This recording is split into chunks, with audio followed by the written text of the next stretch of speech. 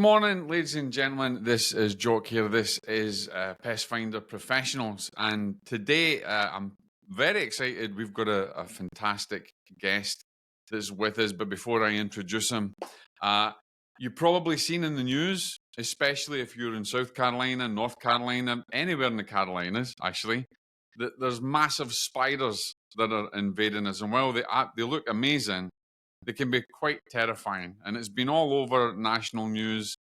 These are an invasive species, and I'm really delighted to have here the resident expert at Clemson University, entomologist Dave Coyle, who you've probably seen him on news shows everywhere. Dave, welcome to Pest Finder Professional. How are you doing?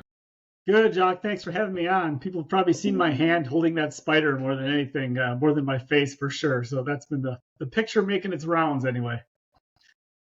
No, did you find that in South Carolina, near to your lab? That one was actually in Georgia. I live in North Georgia, and these things are all over the place. So I took that photo and several photos and some footage. This is probably fall of 22 when the first wave of media hit. I knew I needed some stuff for television and for articles, so I just went out and grabbed one and started taking some shots. Well, I've nicknamed you the Spider-Man, so I'm sure other people have nicknamed you the same thing. It's called much worse in my life, so that's all right. That's quite a good thing. Now, these are obviously an invasive species, and I think the biggest question is because a lot of our listeners are pest control professionals, homeowners, and various other people. We tend to think invasive species is something really negative, something that pest professionals want to deal with. But is this spider a particularly worrisome species? I think that depends on your perspective and focus. So, to be an invasive species, there's a certain number of characteristics a thing has to have. It's got to be not native to the country it's in. It's got to have an ability to rapidly expand a population. It's got to have an established population. If you just find one, it does no good, right? You got to have something to multiply. And then it's got to have some sort of impact. Now, that impact could be, monetary, economic, could be ecological, could be human health. Joros definitely check the first three, right? They're not from here. They're really expanding populations. Obviously, they are well established here as well. They do not have an economic impact that we know. Not to say that there isn't one yet. We just haven't figured it out because we're still kind of on the front end of all this. There appears to be no human or even pet health impacts. These things are not aggressive. They're not looking to bite you. A couple of my friends have been bitten. They said it's between a mosquito bite and a bee sting. So mildly annoying at best. And that's only when they were trying to shove them in vials. So you're essentially poking this thing in the face, kind of asking for it. Ecological impact is the trickier one, though, right? Because it takes time to figure out if this is actually happening. And so we've done a bit of work, and we do see where you have really high populations of Joros, you don't have a lot of the native orb-weaving spiders. So I think we're only a couple of years into it, but it certainly seems like they're changing the ecology of where they are. So to me, that signifies an impact. So, is it something to be worried about? I think, most homeowners probably, especially if you live in the Joro zone, not really. I mean, they're all over the place. They're super annoying. They'll put webs on your patio, your deck, your porch, the whole thing. But, they're not going to come in the house. They're not going to bite your baby or anything like that. But they're massive webs for what I think I saw a picture of you as well where you were showing the kind of vastness of a web. And I think that frightens I think that would frighten the living daylights out of a homeowner, or certainly somebody who's hiking out there and pretending they're all naked and afraid or something, trying to bump into this massive spider. Yeah, I've got a row of trees I plant on the edge of our property. They're about 10 feet apart, and they routinely put webs between the trees, so they'll easily span 10 feet and longer. We see them go from trees to telephone poles. So their webs can be really big. And they're very similar to the banana spiders, which live on the coastal plain, down, Charleston, Savannah, the whole coastal plain of the Southeast has these big banana spiders. They're closely related. They're about the same size. Webs are huge. So yeah, they certainly can. They're a visually striking thing, that's for sure. Yeah, they're stunning. I mean, I know we're kind of in the pest control world where we get rid of pests, but Yeah. for me, there's something really mysterious and beautiful in some of the spiders that we have. I mean, obviously, I wouldn't want to get bitten by a brown recluse or a black widow or something like that, but this kind of spider is really interesting. Let's talk about where I mean, everything seems to come from Asia. How Mhm. did they actually get here, Dave? Well, we'll never know exactly how they got here. We know, here's what we do know. We know the first one was found just north of Athens, Georgia in 2014. We know that in talking to some of the local residents, it probably got here 3, 4, maybe 5 years earlier. Um, just east of Athens, there's a little town called Brazelton, Georgia, which is up I-85. Lots of, I guess you'd call it warehouse type places there. So containers will come into the Port of Savannah, get brought up, distribution center. Maybe that's where I'm looking for. A lot of distribution centers there. So our best guess is it probably just hitchhiked over on a container from China or wherever it's, wherever. We don't know exactly where.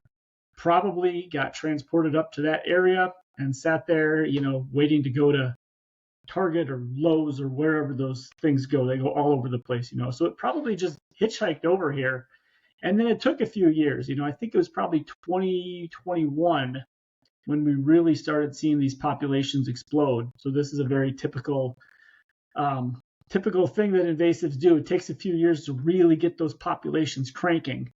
And then when they do, it's just boom, off and running. So that's our best guess in terms of how it got here in sort of a crude timeline. Yeah. I mean, I know you're saying it's 20 years before the population has exploded, but it seems to have really kind of made its home and gathered a foothold. And you see reports in the news, obviously found in South Carolina as well. Do you think we're going to see them in other states? Do you think they're going to migrate towards other areas? Is it something we can't stop? It's just be prepared, they're coming. I think they're going to keep moving. Yeah, I don't see anything that's really going to stop these things. Short of some sort of massive microbiological something. Um, they're probably just going to keep slowly expanding their populations. They're in Tennessee, they're in North Carolina. There's a little satellite population up in Maryland or in the Baltimore area. So they do hitchhike, and a question I get a lot is how soon will they make it to New York or New Jersey or where, what have you? I don't think we know. I mean, if people don't move them, and admittedly, people move these things, by accident, right? It's not like they're grabbing spiders and trying to take them somewhere. Spiders, spiders will put their egg sacs on, a picnic table, and it might be a female hiding in a swing set or something that gets taken from point A to point B. Who knows? But if people don't move those things, it could be a while. It could be years, a decade before they get up there. They're not like expanding hundreds of miles every year on their own. So will they get up there? Probably. I think it seems likely that they're just going to keep sort of slowly expanding out. But in terms of how soon, I don't think anyone has a clue. Do you think that there's any? I mean, I know they're invasive, and most species that we have, I mean, like yellow leg hornet, Asian hornets that come in, they can be problematical, especially for our honeybee population. But is there any benefit to having these Joro spiders? Because at the moment, everybody thinks about them as something negative, and a Joro spider's in someone's home, they're going to phone a pest control company, and they're going to go out Yeah. and they're going to treat the area. But is it really something we should be concerned about? I mean, is there any benefit to having them here? Well, remember you're talking to an invasive species biologist, so I'm going to I know, be. I'm that's going to why I'm have. asking. I don't think so. I think the reason I would say no, and I've heard the argument saying they're going to eat spotted lanternflies and they're going to eat brown marmorated stink bugs. Well, so will every other spider, right? I mean, it's not like Yeah, that's these true. spiders are special in that they're coming and targeting these other invasives we have. In fact, where there's lots of Joros, they tend to push out the native stuff, which would have been eating those things anyway. So, from a very simplistic standpoint, Will they consume things we don't want? Of course they will. They're a spider, and spiders don't particularly care. If it gets caught in the web, they're going to eat it. They're just as likely to eat a spotted lanternfly as they are to eat a rare pollinator, right? And pollinators are something we're working really hard globally to try to conserve and all that. And so, these things are indiscriminate predators. So if it gets caught in there, if it's a monarch butterfly, if it's a bumblebee, they're going to eat the thing. So I don't think there's a huge benefit. I don't think there's a benefit to them because they're crowding out native species, which would perform the exact same function as a Joro spider would. So do you think then it's just jumping into kind of our industry and the pest management industry? Do you think it's an important issue for pest management professionals to look toward? The Joro spider as being an invasive that they should start to think about treating, and maybe even doing some research into treating them, because we know that sometimes when you're treating for a pest, depending on its exoskeleton and its biology, really, its physiology, some pest control products just run right off it. It don't matter, So it's quite difficult with spiders. Do you think that's something that the pest control industry should be looking at?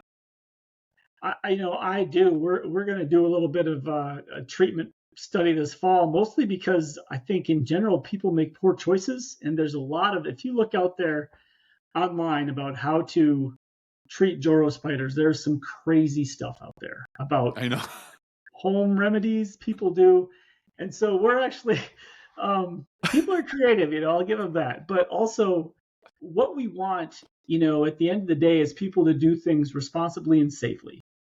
Now, Joro spiders are not going to go in your house. That the orb weavers don't like to be inside; they need to be outside so stuff can fly around.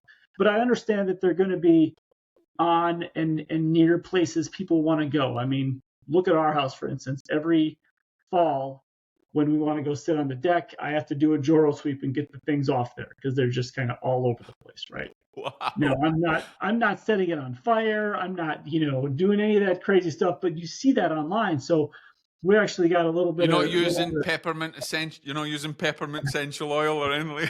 No, I am not. I'm sure plenty of others are, based on what I've read, though. So, yeah. Honestly, the easiest thing to do is just take a broom and get rid of them. I mean, that's the simplest thing to do. You can get rid of the webs. You'll get rid of the adults. I don't know. But anyway, so what we want to do, as an extension professional, is I want people to do safe, responsible things. Like, I know people are going to do stuff to try and get rid of these. Maybe it's call a pest control company. Maybe it's do it themselves. And if they do it themselves, I don't want them to do anything unsafe or dumb. So we're going to try to test a few of these, known and unknown control things. There's some commercial stuff out there that the homeowner can buy. There's the whatever essential oil du jour that people are going to use. We're going to evaluate these things and try to give people some legitimate information about, look, here's what will and won't work. Here's how to do it safely. And I mean, it would be great if we could get, more support from folks to try to figure out how to do this safely in the right way. I think spraying a lot of, broad spectrum insecticides isn't probably the best option. It's just going to kill all the stuff we want to keep around anyway. Yeah. And frankly, in a lot of cases, I don't know that you need to spray something for Joros. I understand people don't want them there, but they're pretty easy to move. They're just sitting there.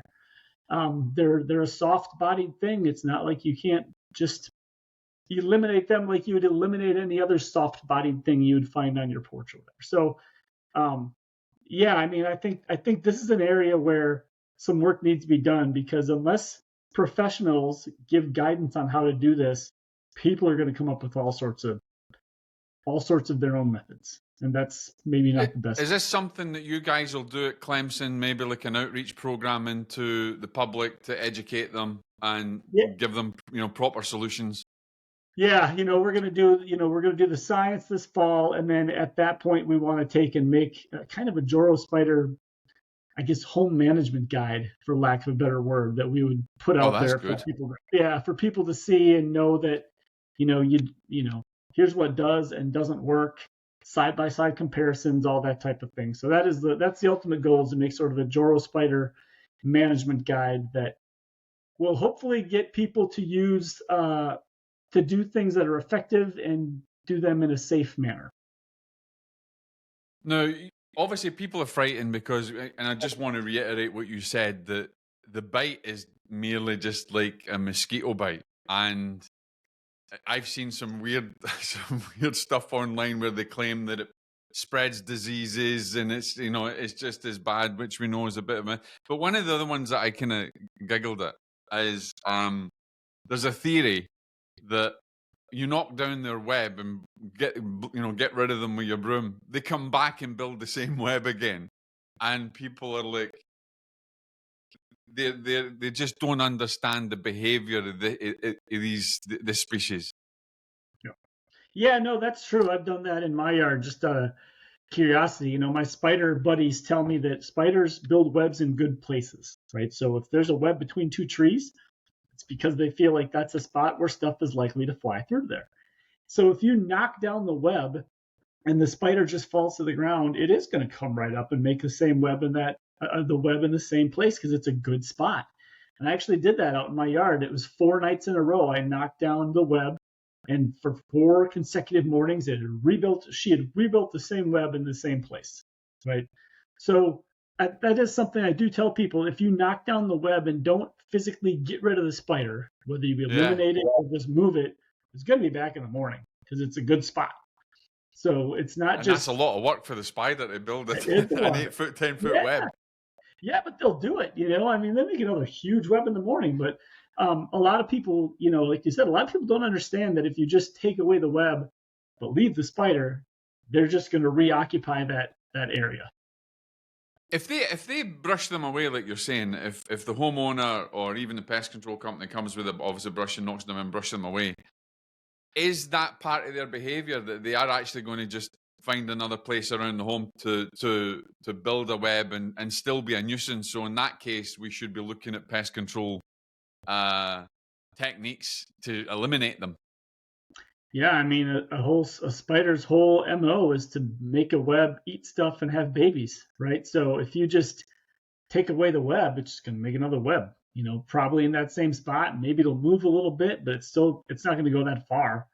So simply destroying a web, while it might make someone feel good in the moment, you're back to square one in the morning. Usually, is kind of how I look at it. Do you think we'll ever get control of them in the US? Nope. I think their populations are very established and they're here to stay. But I think there is a possibility at some point for like a ecological equilibrium, right? Where right now we've got these super, super high populations. And at some point, I hope, Joro populations will dip down a little bit and maybe some of the native spiders will come back and there'll be kind of a, everything will sort of simmer and they'll reach some sort of, I don't know, just, where we've got some of everything rather than all Joros and nothing else. You want to hope that at some point nature's going to sort of balance itself again. But again, that's a fingers crossed it works type of deal. So let's talk about our ecosystem, because obviously we have this predator-prey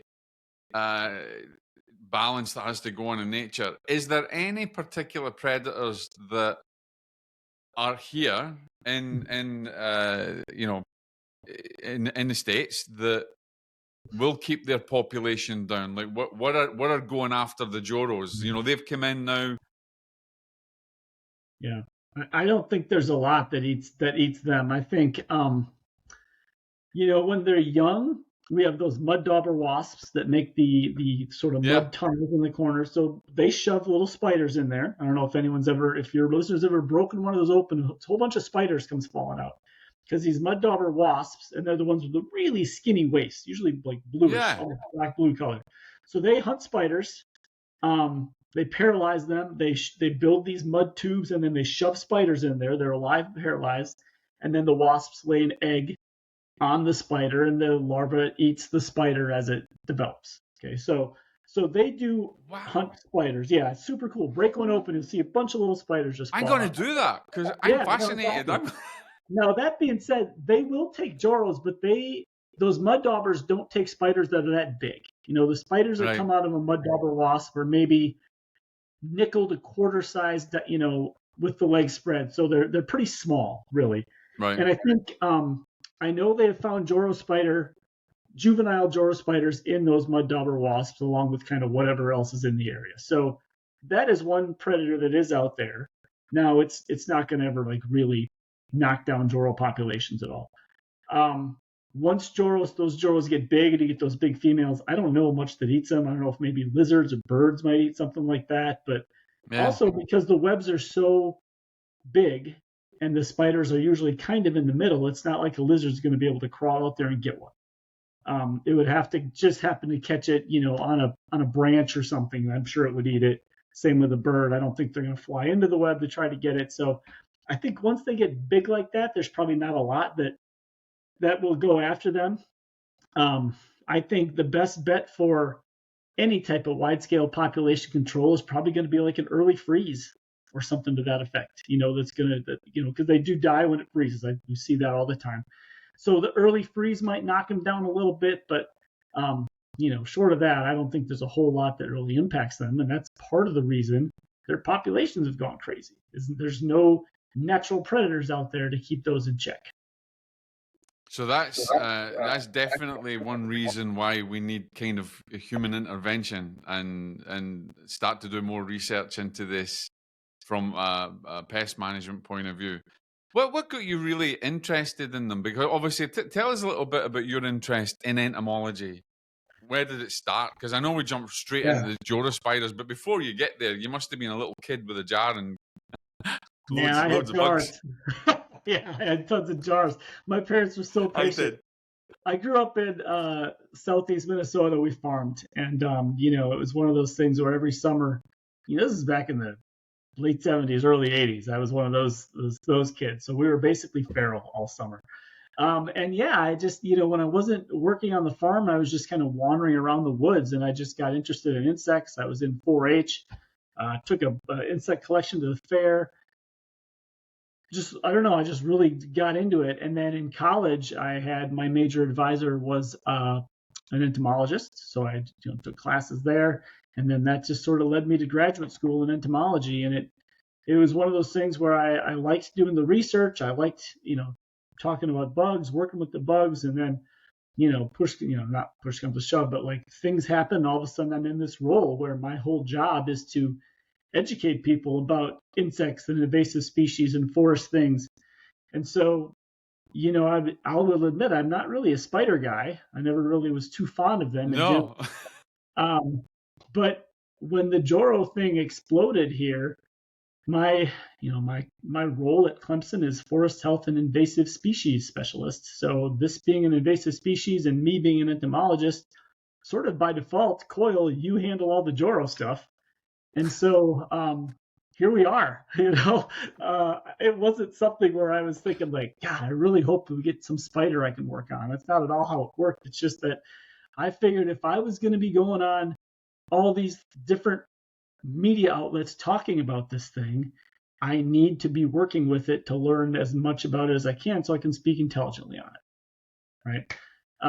And so that's kind of how the research program started. I rallied some colleagues and we started doing some work. We've published some papers, and I've obviously worked with this thing for a solid 3 going on 4 years now, so I feel pretty comfortable about it. But that's how it happened. It was just kind of a someone's got to do it deal. Coyle, you're the guy, and so here we are.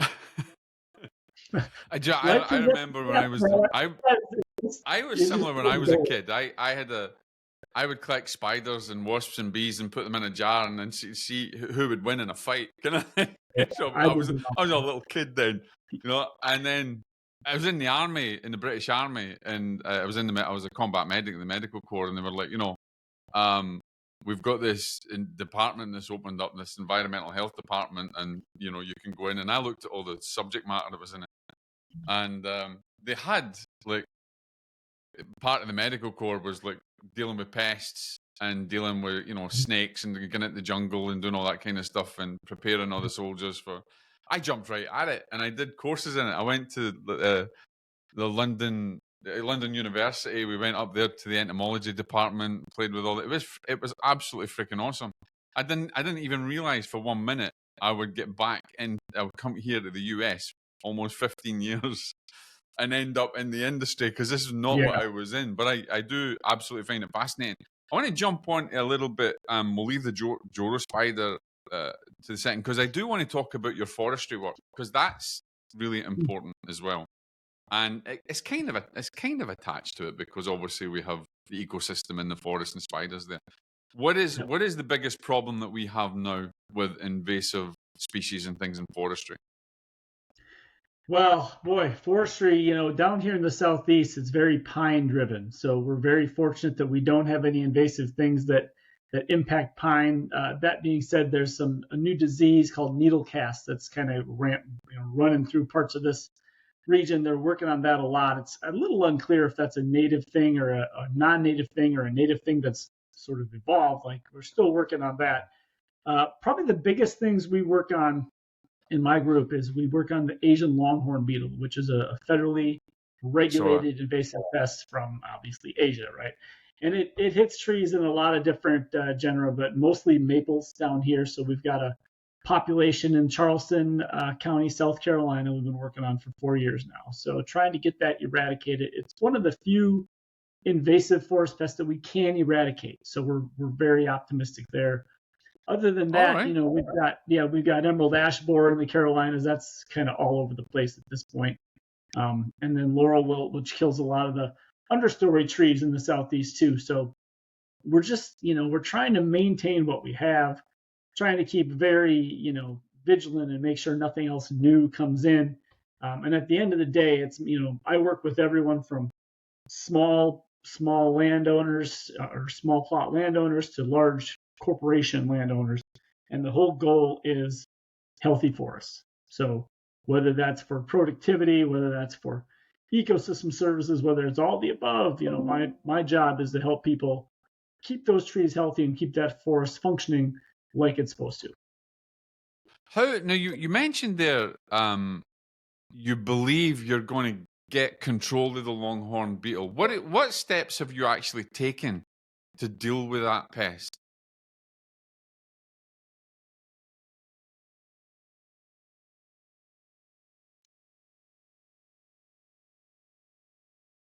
Sorry, did you get that, Dave? No, I didn't. Cut out just a little bit. Sorry. I something about longhorn. Sorry, normal signal problems. You mentioned about the longhorn beetle. I'm interested in what steps you've actually taken because you said that we're confident we're going to get control of it or eradicate it. Right. That's quite a big claim. How have you managed to do that? I only make that claim because we've done it in other spots in North America, so we know it can be done. Right. Okay.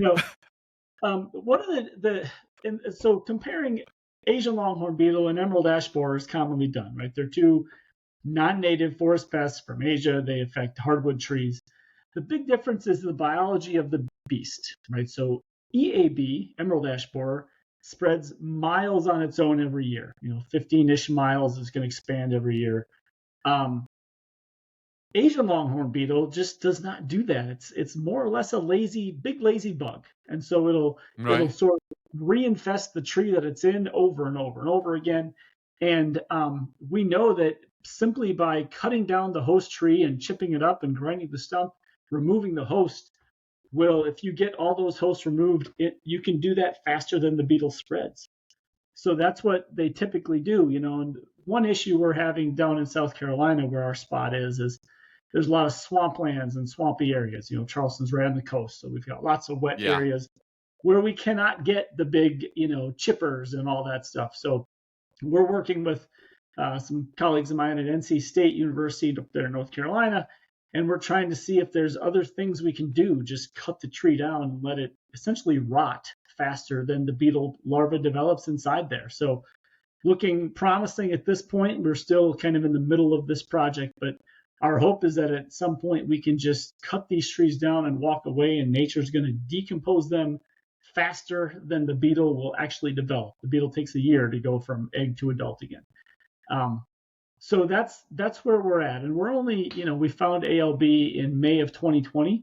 So we're just coming up on our fourth year Still pretty early. It's going to be at least, it's usually at least 15-ish years to get something like this eradicated. But, I've publicly stated my goal before I retire is to be at that press conference where they say the South Carolina spot is officially gone, and I want to be there for that. That's kind of what I'm working at this point. That's awesome. That's Yeah. a hell of a goal to try and achieve. Have you made? Have you made a dent in it now? Have you made a little bit of a dent in it? Yeah, there's definitely a dent, part of the problem with ALB is it likes to hit trees. It seems to hit trees in neighborhoods a lot, and so you've got to get those Right. out of there ASAP. Because once the trees start dying, they break, especially with the weather down there on the coast. You're Yeah. one big storm away from everything just snapping and falling apart. So we've gotten a lot of the hosts out of certain areas, especially in some of these neighborhoods. Really, a lot of what we have left is some of these more natural areas where it's tough to get to. So I think we're making really good progress. It's going as well as one could expect this type of thing to go, and we're just plugging along. Let's. Is there any jump on to other invasive species? Is there other invasive pests that are being that are going to be problematical in Well, our areas? I think the spotted lanternfly is eventually going to come further south. I think that's you've got it there in North Carolina. I'm frankly surprised we haven't found it in South Carolina yet. For all we know, I it could am. be here. Yeah, it could be here, and we just haven't had it reported yet. For all we know, I have no doubts that in my career I will have that to deal with that in South Carolina. There's a somewhat new one. The elm zigzag sawfly is up there in North Carolina and in Virginia and some of those other states. And this is a little sawfly that feeds on the foliage of elm trees. So this is one that we're kind of watching out for as well. So those are the ones that we're looking at right now. Of course, we're always sort of wary of something new coming in with as much trade that happens globally. And we've got some major ports, in this part of the world. I think the Port of Savannah is the number 2 port in the East Coast in terms of volume of stuff coming in. They're expanding it. It's just a massive operation there. So the odds of something new coming in are frankly pretty high. So it's just kind of a constant watch to try to. Do you think the at the ports they do enough? Do you think they actually do enough, or they're not doing anywhere near enough to identify potential invasive species? Like, should you have an entomologist or a pest organization working there consistently?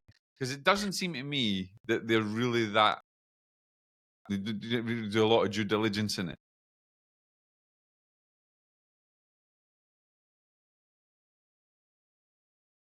I missed that. So talking about the ports, Dave, do you think they're doing enough or not enough? Because it seems to me they don't. There's very little due diligence in trying to identify invasive species coming in. I actually think they're doing as much as they can with the people they have. So I think APHIS has people down there, Customs and Border Protection has people down there. USDA's got so APHIS is part of USDA, so USDA's got a big presence. I think the problem is just there's not enough people. I think the people down there do a great job, and I think the programs we've got going on, some of those early detection programs are great. It's just that it's a personnel thing and it's a numbers thing. There's so much volume coming in on an hourly basis almost that the amount of people down there is probably not enough. And it's not that the people down there are lazy. They're busting their humps, and we've worked with them, and they're doing everything possible. It's just that they're getting, every one of those big barges that comes in has 3,500 containers on it. And you're just not gonna, and there's the barges are coming in 24 hours a day, and it's a numbers game, right? There's just no physical way with the amount of people that currently work there that you're going to get a lot of that stuff checked. And they've got that's their how I think essentially we ended up having the Asian tiger mosquito come in as well. I think that was mentioned it came in car tires from one of the ports. And it's a numbers game, right? A person can only do so much in an hour, and when you've got multiple barges and basically tens of thousands of containers coming in a day, what are you going to do, right? You're going to look at as much stuff as you can, but then you're going to have to prioritize that based on what country it's coming from and what's in there. And there's all the things. It's just, more people would be better, obviously. Is there any particular invasive species that you're really worried about coming in, that you're like, okay, if this comes in, we're screwed? Yeah, well, the one that I think about, there's two, and they're pine bark beetles, honestly. So there's the mountain pine beetle is in the western part of North America, and there's a theoretical way it could come up through Canada and work its way east and then come down into the southern pine region. That would be catastrophic. It's very similar, closely related to the southern pine beetle, which is our number one pine pest here in the southeast. The other one is another bark beetle from Europe, Ips typographus. That has caused lots and lots of devastation over in Europe. And if that thing got here, we would be in a world of hurt, right? So those are the two that probably make me the most nervous. Beyond that, it would be something that hits oaks. We've got oak trees all over the place in this part of the world. And, it's just sort of, you don't even know sometimes what's out there that might do this thing, right? Emerald ash borer was not a big deal in China. It was a thing that hit basically half dead ash trees, and nobody cared about it. And then it came over here without any natural enemies and just went like wildfire. So a lot of times it's, the unknown unknowns, or whatever you want to say it, right? Stuff we don't even know is a problem. It might not be a problem anywhere yet. When it gets somewhere new, it becomes a huge problem. So that's, I wouldn't say there's like a constant worry. It doesn't keep me up at night, but if something like that came over, boy, that would be not great. Yeah, and the risk is probably quite high, actually, with the amount of trade and everything that we have. And not that I'm again, but every invasive species seems to come from bloody Asia. If it's the Asian wasp, it's the Asian hornet, it's the Joro spiders from Asia. Yeah. Like, what? I mean, it's because where do most of our imports come from? Right? Exactly. What little stickers on the back of almost every dang thing we got? It says "Made in China," and it's just again, it's the numbers game. We have so much volume, a huge volume of stuff coming from China and Asia, and then if you look, beyond that, if you look on a global map of ecotones and forest types, the climate in the southeastern part of the U.S. is extremely similar to the climate in southeastern China. The forest composition here, lots of pines, lots of oaks, lots of pines and lots of oaks over there. So you've got a really similar environment. Should a pest from there manage to get here, it comes out of that container. It's like, holy crap, this feels like home, right? I've got stuff to eat. Weather feels the same. The only difference is I don't have any predators here. And so we are off and running. So it makes perfect sense that most of our invasive stuff comes from there. Yeah. I remember, was it last year or the year before, we had the murder hornets that came in.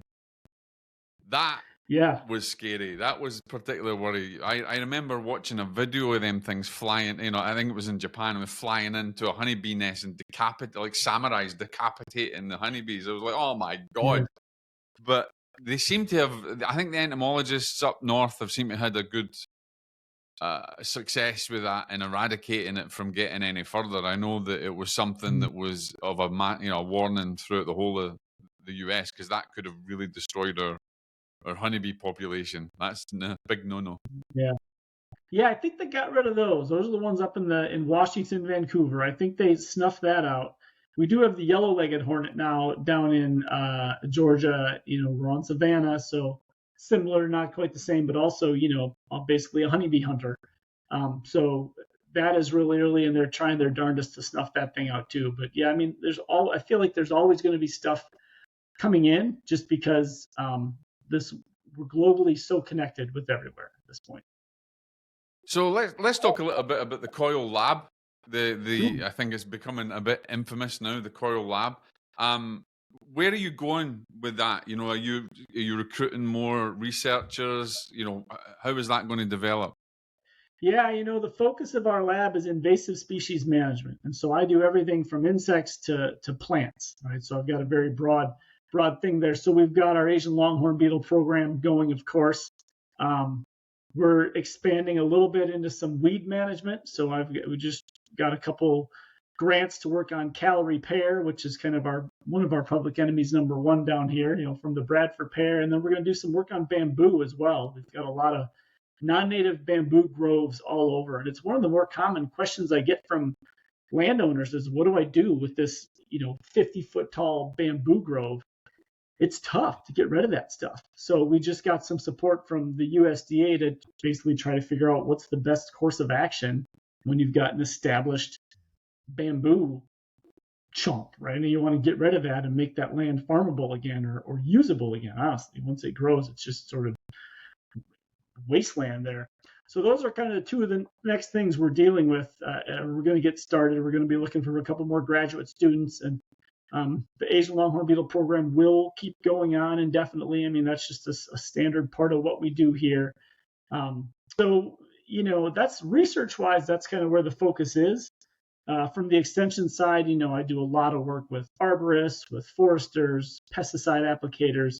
A big part of my job is helping professionals stay accredited for their SAF, ISA pesticide credit. So we keep doing workshops and keep giving people opportunities to do that continuing education, because that is stuff that is necessary for them to be able to work effectively with their clientele out there. So that's part of the gig, and that's a lot of what we do. What about educating our young generation coming up? Do you do anything with that with your Coyle lab? Yeah, I mean, I give several guest lectures, and I'm always looking for, if people ever want to come, tag along. I think that's great to do. Every chance I get, with not just at Clemson, but at any university where I've got contacts, I'd love to go talk about what extension is and why it's a great career. I think it's there's got to be a link between the research that happens and how people in the general public can make it usable, can use it. And I think there's a stigma that you have your ivory tower academics, right? They're just sitting up there doing their research and publishing in journals, and then that stuff just stays there and never makes it down to the farmer or the forester or the arborist or what have you.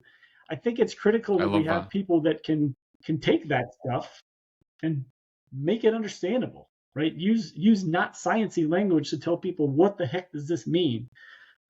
It's definitely an acquired skill. I think I've gotten a lot better with it over the years than I was. I think back to some of the stuff I said 10 years ago, it's just like cringeworthy, but you learn, you grow. And if I can help, and any grad student I have in my lab, I try to give them a taste of that extension. This is how you talk to people that are not scientists. And it's different. It's got to be different, because it's a different jargon, it's different everything. And you got to really I never say you dumb it down. You make it more understandable.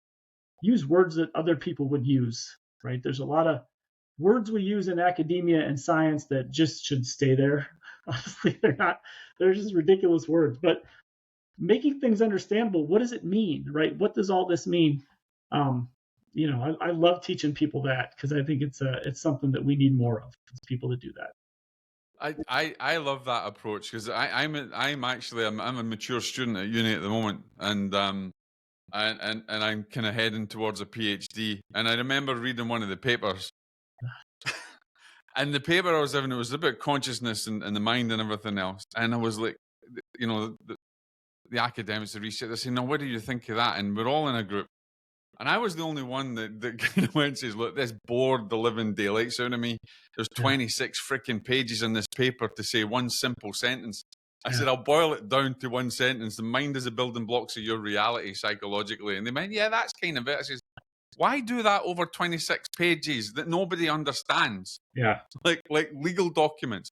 So I think you're hitting on something that's massive, and I think we need a lot more of that.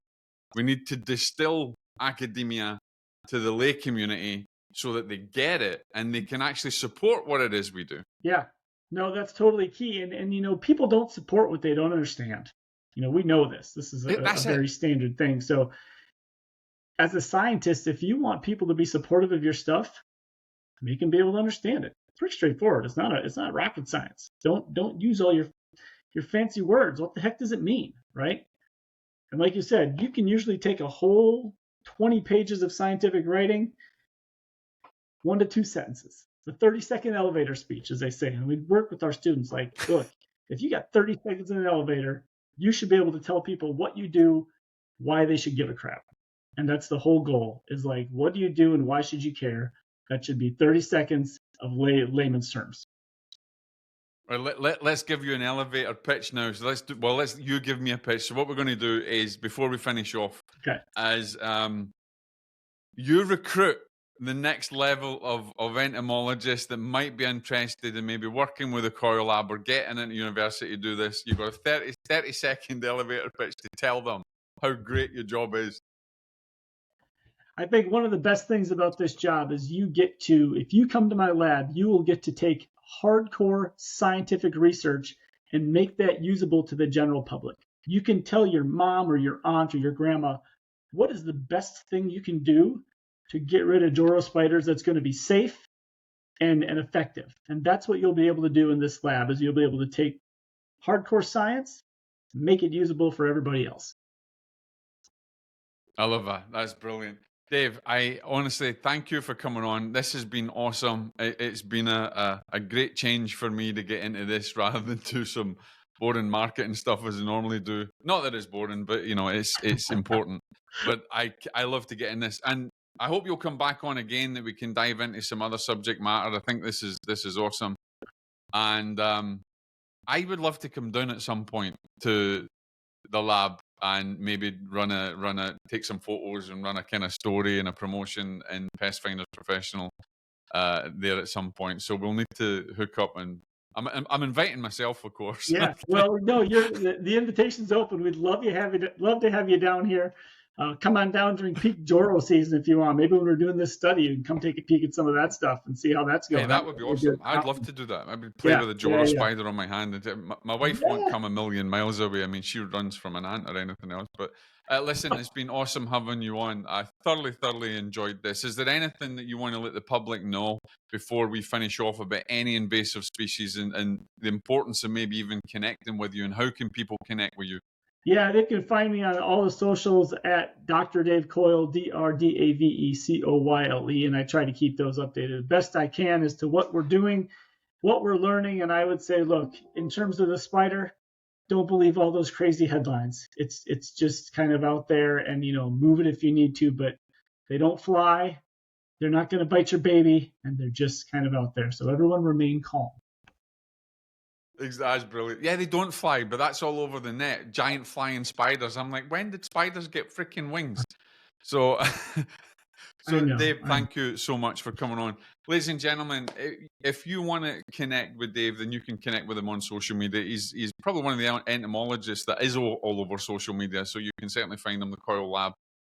This has been awesome, and if you've got any questions that you want me to pose to Dave, I'm definitely going to go down in Joro season and run a story and maybe do another podcast down there. Again, Dave, thank you for coming on. You've been the first entomologist to come on. I think everybody's scared to get out, so it's great that you're out on the internet and getting known for what you do. I appreciate it. Thanks for having me, man. It's been great to talk about this stuff. Yeah, it's been absolutely awesome. Yeah. Yeah, it's been awesome. Dave, thank you so much again, and I shall speak to you very soon. Thanks a lot, Jock.